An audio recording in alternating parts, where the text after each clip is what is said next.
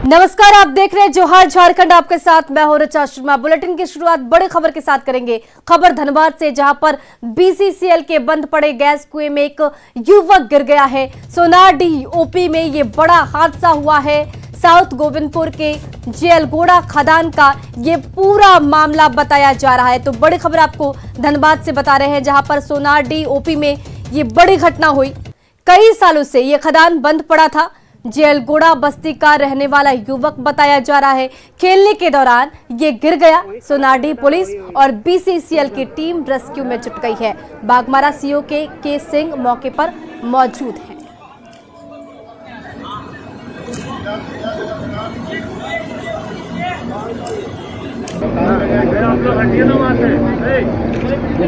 देखिए, आपको तस्वीरें दिखा रही है, लाइव रेस्क्यू आप इस वक्त देख पा रहे हैं। कुएं में जो युवक गिरा उसका रेस्क्यू किस तरीके से किया जा रहा है, किस तरीके से उसे निकाला जा रहा है, वो तस्वीरें इस वक्त आपके टीवी स्क्रीन पर।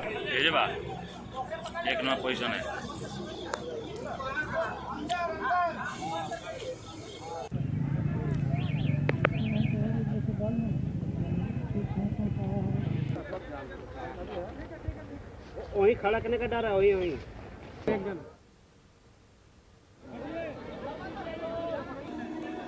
घटना है कि एक बच्चा जो है 2-3 घंटा पहले 1 बजे करीब खेलने के क्रम में यहाँ पर अचानक में जो बंद पड़ा अचानक है उसमें गिर गया, जो बीसीसीएल के अंतर्गत।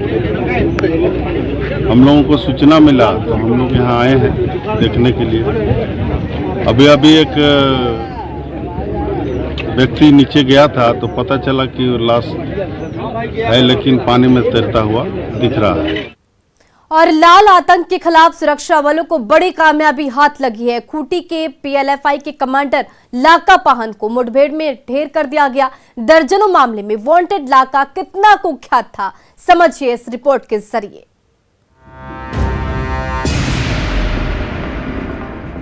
खूंटी में सुरक्षा बलों को बड़ी कामयाबी मिली है।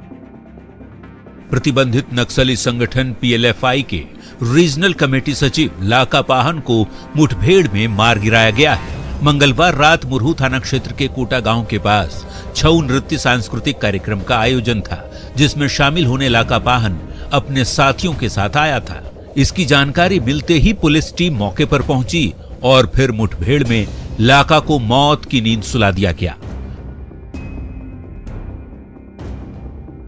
लाका पाहन पर 45 से अधिक केस दर्ज थे। 5 लाख का इनाम घोषित करने का भी प्रस्ताव था। हत्या, लूट, अपहरण, पुलिस पर हमले सहित कई मामलों में ये वांटेड था। सर्च अभियान के क्रम में लाका पाहन, जो कि सब जोनल कमांडर है, उसकी लाश जो है शव वहां से बरामद किया गया और वहीं पे देसी 9mm पिस्टल और अन्य कई सारे कारतूस और अन्य सामान बरामद किए गए। उग्रवादियों के द्वारा फायर किए गए खोखे इत्यादि अन्य सामान भी घटनास्थल से बरामद किया गया। लाका पाहन को पहले भी गिरफ्तार किया गया था, लेकिन 2020 में जेल से बाहर आने के बाद उसे संगठन को बढ़ाने की जिम्मेदारी सौंपी गई थी। बीते कई महीनों से सुरक्षा बलों को उसकी तलाश थी, लेकिन आखिरकार उसे मुठभेड़ में मार गिराया गया। फिलहाल पुलिस इलाके में सर्च ऑपरेशन चला रही है। न्यूज़ 18 के लिए खूंटी से ओम प्रकाश की रिपोर्ट। कोयलांचल धनबाद में अपराधियों की धमकी से आम से लेकर खास तक सब परेशान हैं। हालात ऐसे कि एक प्राइवेट क्लिनिक के डॉक्टर से 1 करोड़ रुपए के साथ 5 लाख रुपए हर महीने रंगदारी की धमकी मिली है और नहीं देने पर अंजाम भुगतने की भी धमकी दी गई है। अब परेशान डॉक्टर ने प्रशासन से सुरक्षा की गुहार लगाई है। धनबाद में रंगदारों का आतंक। 1 करोड़ के अलावा हर महीने 5 लाख की फिरौती। परेशान डॉक्टर ने प्रशासन से लगाई सुरक्षा की गुहार। धनबाद में रंगदार बेखौफ हो चुके हैं, तभी तो बदमाश खुलेआम फिरौती मांग रहे हैं और नहीं देने पर अंजाम भुगतने की धमकी भी देते हैं। ऐसा ही एक मामला सामने आया है शहर के बैंक मोड़ मटकुरिया रोड स्थित एक प्राइवेट क्लिनिक के संचालक से जुड़ा। डॉक्टर समीर कुमार को बदमाशों ने धमकी दी है कि यदि 1 करोड़ रुपए कैश और हर महीने 5 लाख रुपए की फिरौती नहीं दी तो अंजाम भुगतना पड़ेगा। डॉक्टर समीर कुमार से गैंगस्टर अमन सिंह गैंग के छोटू सिंह ने रंगदारी मांगी है।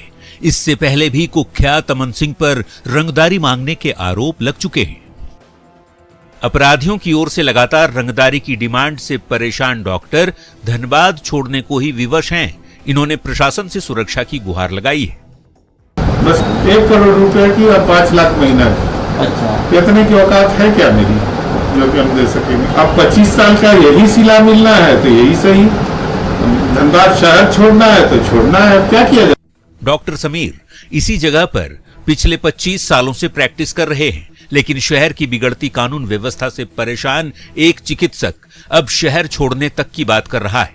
अपराधियों की मनमर्जी से परेशान एक डॉक्टर यदि ऐसा कहता है तो क्या इसे कहते हैं दुरुस्त कानून व्यवस्था? क्या यही है सरकार और कोयलांचल की प्रशासनिक दावों की हकीकत? संजय गुप्ता, न्यूज़ 18, धनबाद। धनबाद में लगातार खुलेआम रंगदारी और हत्याएं हो रही है, बावजूद इसके पुलिस कोई कार्रवाई नहीं कर रही। पुलिस की कार्यशैली के खिलाफ बीजेपी धरना प्रदर्शन करेगी। विधायक राज सिन्हा ने प्रेस कॉन्फ्रेंस कर ये जानकारी दी। धनबाद में चरणबद्ध आंदोलन चलेगा। पहले चरण में एसएसपी संजीव कुमार को चूड़ियां भेंट की जाएगी। इस कार्यक्रम में बाबूलाल मरांडी भी शिरकत करेंगे।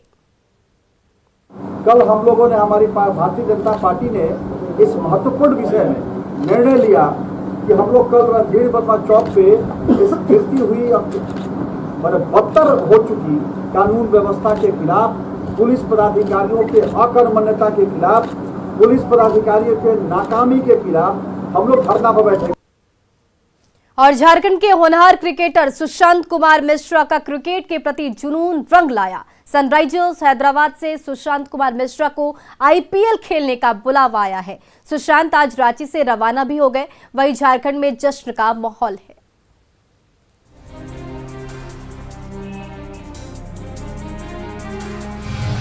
आईपीएल में सुशांत एक्सप्रेस की एंट्री।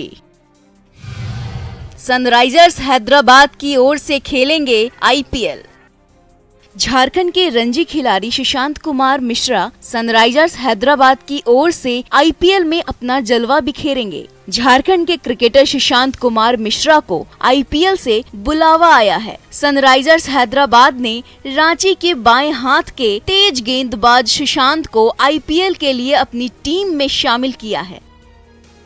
सुशांत को उनके बेस प्राइस 20 लाख पर मुंबई बुलाया गया है। सुशांत के आईपीएल में शामिल होने से रांची के हरमू ग्राउंड में जश्न का माहौल है।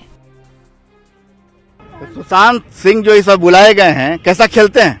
ये वो बहुत ही अच्छा करेंगे। इस बार टीम में जाएंगे तो सारा बैट्समैन का छक्का छुड़ा देंगे और बहुत ही अच्छा बॉलिंग करेंगे और उनका मेहनत जो है उनका बहुत अच्छा हुआ, सफल हुआ। रांची के छोटे छोटे क्रिकेट खिलाड़ियों का कहना है कि सुशांत की टीम में शामिल होने से सनराइजर्स हैदराबाद अब हर मैच जीतेगी। आईपीएल में 4 मैचों में हार हुई है, 5 मैचों में जीत। सुशांत जब शामिल होंगे तो कितना फर्क आएगा? बहुत फर्क आएगा। जीतेंगे, हर मैच जीतेंगे। हर मैच जीतेंगे? हाँ। सुशांत क्या करेगा? हैट्रिक लेंगे। पूरा भरोसा उन पर, हैट्रिक लेंगे और मैच जिताएंगे सनराइजर्स को। अंडर 19 विश्व कप में खेल चुके हैं सुशांत। कई दिग्गज क्रिकेटर के साथ खेल चुके हैं। बचपन से क्रिकेट के प्रति जुनून ने आखिरकार सुशांत को हीरो बनने का मौका दिया है। झारखंड के लोगों को उम्मीद है कि सुशांत अपने खेल से सबका दिल जीत लेंगे। यहाँ के खिलाड़ियों को उम्मीद है कि जब टीम के लिए उतरेंगे खेलने के लिए तो कई बल्लेबाजों को अशांत कर देंगे। कैमरामैन अमित के साथ संजय कुमार सिन्हा, न्यूज़ 18, रांची। बिहार की उप मुख्यमंत्री रेणु देवी आज एक निजी कार्यक्रम में धनबाद पहुंची, जहां उनका स्वागत किया गया। इस दौरान उन्होंने भाषा विवाद पर खुलकर बात कही। उन्होंने कहा कि हम 1932 की बात नहीं करते। हमारे राज्य में किसी को भी बांटने की बात नहीं की जाती। हमारा नारा है कि सबका साथ, सबका विकास और सबका विश्वास। हमारा 32 में कोई कुछ लेना देना नहीं। हमने कुछ नहीं, हमने इस वर्ष ये कहा कि 32 से हमें कोई लेना देना नहीं। 32 क्या लेना देना है? 32 जो कह रहे हैं वो गलत कर रहे हैं। हमारा सबका साथ, सबका विश्वास और सबका साथ लेके ही चलना। झारखंड में हेमंत सोरेन सरकार को लेकर राजनीतिक अटकलें तेज है। इन अटकलों के बीच जहां बीजेपी के नेता दिल्ली दौड़ लगा रहे हैं, तो वहीं सत्ताधारी दल भी चुनाव आयोग की नोटिस के बाद जवाब देने की तैयारी में जुट गई है। ऐसे में आंकड़ों के चश्मे से हकीकत को समझने की जरूरत है, तभी इसका आकलन लगाया जा सकता है कि हेमंत सोरेन की सरकार रहेगी या फिर जाएगी।